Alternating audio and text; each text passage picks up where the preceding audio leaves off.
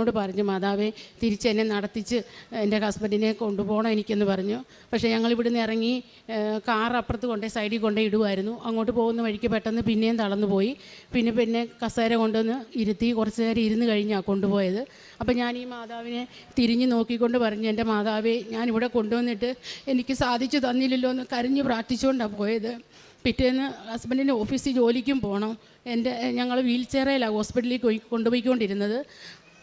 അന്ന് ഹോസ്പിറ്റലിൽ കൊണ്ടുവന്ന് പിറ്റേ ദിവസം ജോലിക്ക് പോകണമായിരുന്നു. ഇവിടുന്ന് പോയി എൻ്റെ പിറ്റേ ദിവസം ജോലിക്ക് പോകാനായിട്ട് കാർ ഓടിച്ച് ഓഫീസിൽ ചെല്ലും.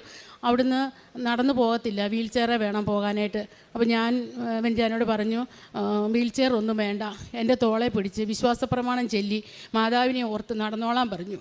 അങ്ങനെ അന്നു മുതൽ എൻ്റെ വെഞ്ചാൻ എൻ്റെ തോളെ പിടിച്ച് നടന്ന് പോകണം. വീൽ ചെയറും വേണ്ട, വോക്കറും വേണ്ട, ഒന്നും വേണ്ട, ഇങ്ങനെ നടന്നു വരുന്നുണ്ട്. അതിന്